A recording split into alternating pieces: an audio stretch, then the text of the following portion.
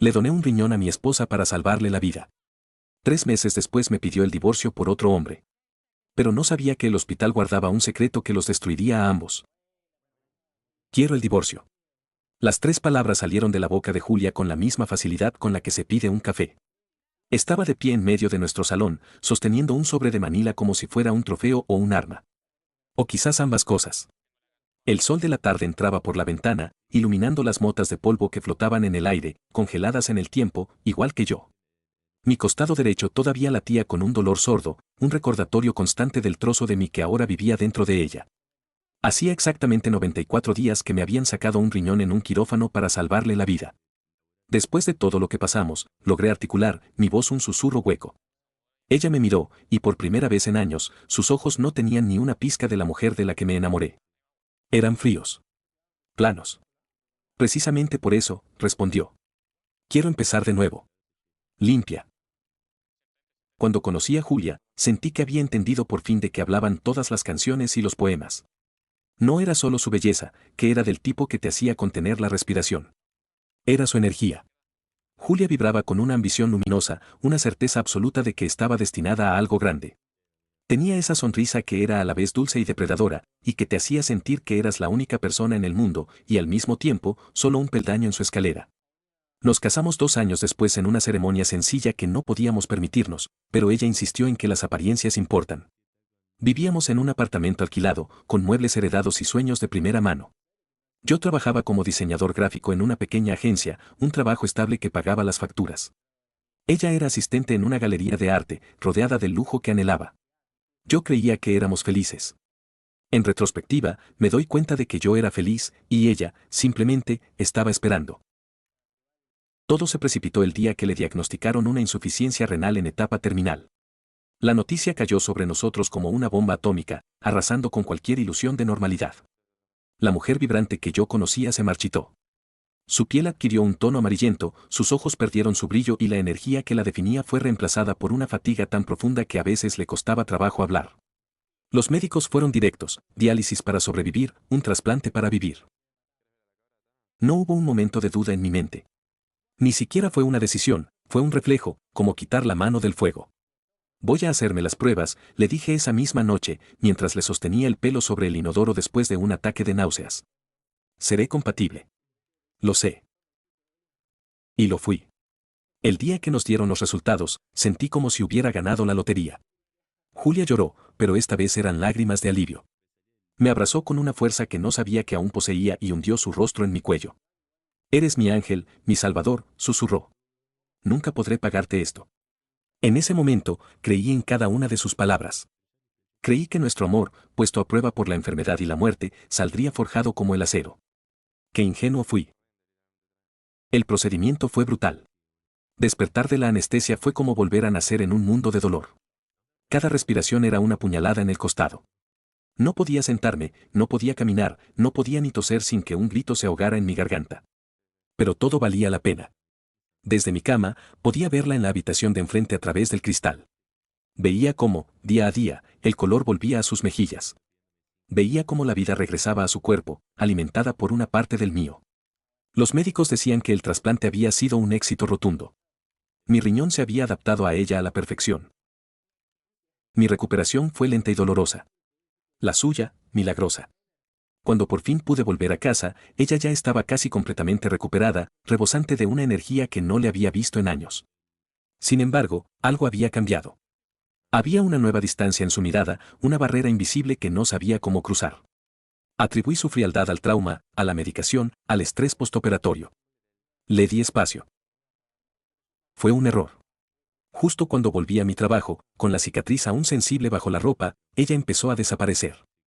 Cenas de trabajo, copas con amigas de la galería, necesito tiempo para mí. Las llamadas se quedaban sin respuesta. Los mensajes se leían horas después. Cuando volvía a casa tarde, olía a un perfume caro que no era el suyo y al vino que los médicos le habían prohibido. Cada vez que intentaba hablar, confrontarla sobre el abismo que se abría entre nosotros, ella desviaba la conversación.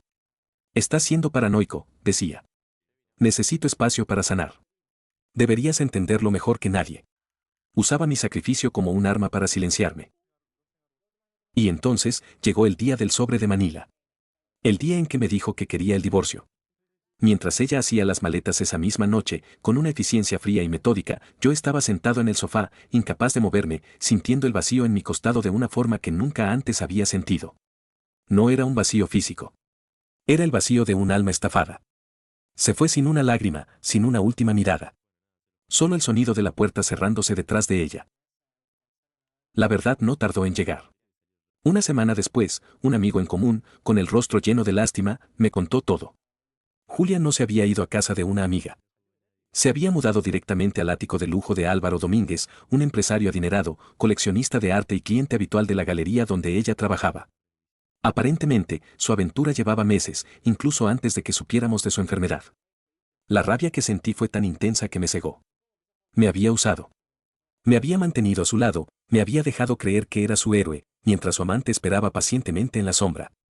Había aceptado una parte de mi cuerpo, mi seguro médico para cubrir la operación y mi cuidado incondicional, todo como parte de un plan de salida perfectamente ejecutado. Las 2 semanas siguientes fueron un borrón de incredulidad y dolor.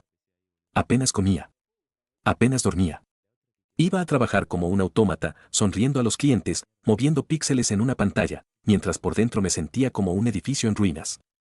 Cada vez que sentía la punzada en mi costado, no era dolor físico, era el eco de su traición. Me había vaciado, literal y figuradamente. Una mañana, el teléfono sonó. Era un número desconocido, pero lo reconocí como del hospital. Una voz femenina y profesional se identificó como la jefa de administración de trasplantes. Me pidió si podía pasar por el hospital esa misma tarde. Son solo unos documentos de seguimiento rutinarios que necesitamos que firme, dijo. Fui sin darle más importancia, agradecido por la distracción.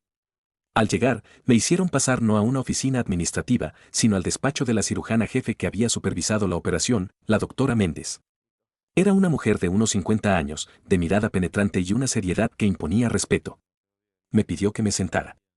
El ambiente no era el de una firma rutinaria. Señor Torres, gracias por venir con tan poca antelación, comenzó, juntando las yemas de sus dedos sobre el escritorio. Lo he llamado porque durante una auditoría interna de protocolos, hemos detectado lo que parece ser un grave error en el registro de su caso. ¿Error?, pregunté, mi mente inmediatamente pensando en alguna complicación médica. ¿Mi riñón está bien? ¿Julia está bien? La doctora Méndez me miró con una expresión que era una mezcla de profesionalismo y compasión. Su ex esposa está bien, sí. Pero el error no es médico, es administrativo. Y es, de una naturaleza muy delicada. Giró la pantalla de su ordenador hacia mí. Mostraba una base de datos con nombres, códigos y fechas. Según nuestras pruebas de compatibilidad, continuó, señalando una línea, usted no era el único donante viable para la señora Julia. Había otro candidato con un nivel de compatibilidad casi idéntico. Un tal señor Álvaro Domínguez. El nombre me golpeó en el pecho como un martillo. El aire se me escapó de los pulmones. Miré a la doctora, confundido, el corazón latiéndome en los oídos. Eso es extraño, continuó ella, ajena al terremoto que estaba ocurriendo dentro de mí, porque el protocolo exige que se informe al paciente de todas las opciones viables.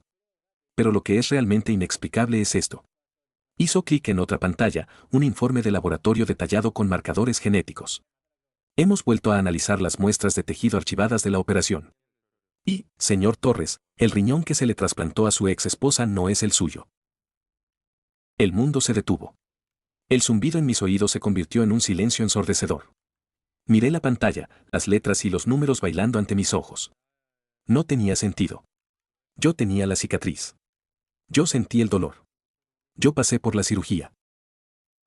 La doctora Méndez, al ver mi estado de shock, me lo explicó con una calma devastadora. La evidencia sugería un fraude de una complejidad aterradora. Julia y Álvaro, utilizando los contactos y el dinero de él, habían sobornado a un técnico de laboratorio y a un administrativo. El día de la cirugía, mientras yo estaba siendo anestesiado, Álvaro estaba en otro quirófano en un ala privada del hospital. El riñón que recibió Julia fue el de él. Habían cambiado las etiquetas de los contenedores de transporte de órganos, falsificado los registros digitales y los expedientes en papel. Mi cirugía fue real, me abrieron y me extirparon el riñón, pero mi órgano nunca llegó a Julia. Probablemente fue desviado y vendido en el mercado negro a través de los mismos contactos corruptos. La razón era diabólicamente simple. Álvaro quería ser el Salvador, pero no quería que su nombre apareciera en ningún sitio oficial que pudiera alertar a su propia familia o socios. Y Julia me necesitaba a mí. Necesitaba mi seguro médico, que cubría la mayor parte del carísimo procedimiento. Necesitaba mi devoción para cuidarla sin hacer preguntas. Necesitaba mi papel de marido héroe para mantener las apariencias hasta que estuviera completamente recuperada y lista para saltar al siguiente capítulo de su vida, con su nuevo riñón y su nuevo millonario. Yo no fui su salvador. Fui el daño colateral. Fui la coartada. El karma, sin embargo, es un cirujano mucho más preciso que cualquiera en este hospital. La doctora Méndez me informó de la última pieza del rompecabezas. Hacía 2 semanas, Álvaro Domínguez había sido ingresado de urgencia en ese mismo hospital.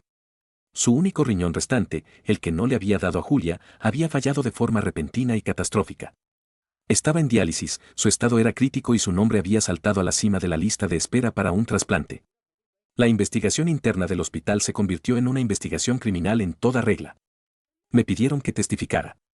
Y acepté. El día del juicio, vi a Julia por primera vez en meses. Estaba demacrada. La ropa cara no lograba ocultar el pánico en sus ojos. No me miró ni una sola vez mientras yo relataba mi historia ante el juez. Cuando el martillo cayó, la sentencia fue dura. Álvaro fue condenado por múltiples cargos de fraude médico, soborno y tráfico de órganos. Julia, como cómplice, recibió una sentencia menor, pero su vida, tal y como la conocía, había terminado. Había tenido que vender el ático y todas sus posesiones para pagar la defensa legal y la restitución al hospital. Cuando salíamos de la sala, en el pasillo abarrotado, se abrió paso hasta mí. Sus ojos estaban rojos, hinchados. ¿Por qué?, susurró, su voz rota. ¿Por qué no me odias? La miré, y para mi sorpresa, no sentí la rabia abrasadora que me había consumido durante meses. Solo sentía una calma gélida, una distancia infinita. Porque odiarte sería seguir dándote una parte de mí, y ya te llevaste suficiente, le dije. Tú ya te castigaste sola. Yo solo perdí un órgano. Tú perdiste el alma. A veces el verdadero trasplante no es de un órgano, sino de conciencia. Y algunos cuerpos simplemente lo rechazan. Si estuvieran en mi lugar, ¿habrían testificado en su contra o simplemente habrían desaparecido para empezar de nuevo y dejar que el karma hiciera su trabajo? Para más historias que te harán cuestionarlo todo, síguenos. Cada historia debe sentirse como una confesión real que solo podría contarse una vez en la vida.